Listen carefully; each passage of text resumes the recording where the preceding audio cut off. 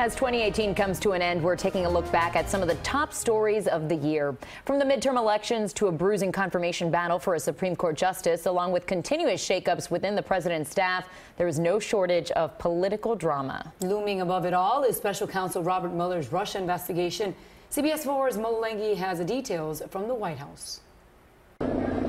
President Trump's former personal lawyer, Michael Cohen, flipped on his boss and pled guilty to campaign finance violations and fraud. Michael, what's your message to the president? Cohen will spend 3 years in jail after admitting to paying off 2 women who allegedly had affairs with Mr. Trump to keep them quiet.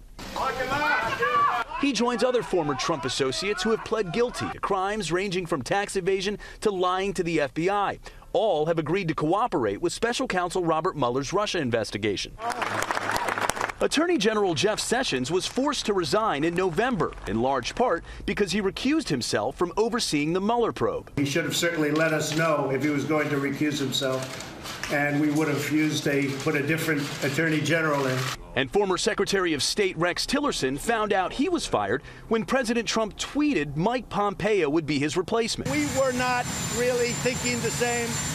With Mike Pompeo, we have a very similar thought process. They were just some of the senior-level departures from the Trump White House, including several cabinet members, his national security advisor, communications director, and chief of staff. What is that? In June, the Supreme Court ruled in favor of a Colorado baker who refused to make a wedding cake for a same-sex couple because of his religious beliefs. The biblical teaching on faith, on marriage, is pretty clear. And in July, President Trump nominated Brett Kavanaugh to take Anthony Kennedy's seat on the bench.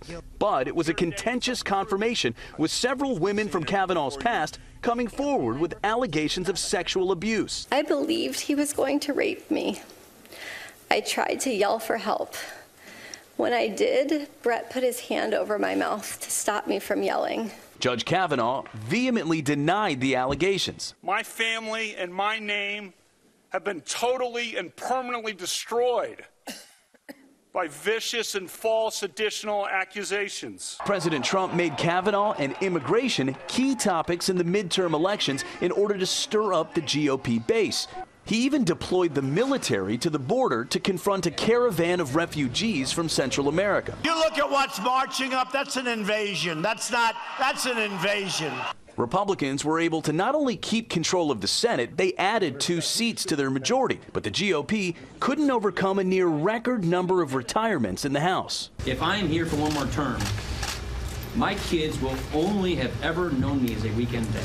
The blue wave swept Democrats to power in the House with a 40-seat majority, likely making Nancy Pelosi the next Speaker of the House. Molengi, CBS News, Washington. With control of the House, Democrats have now won the power of the subpoena. They are promising to use that power to provide oversight of the White House when they take control in 2019.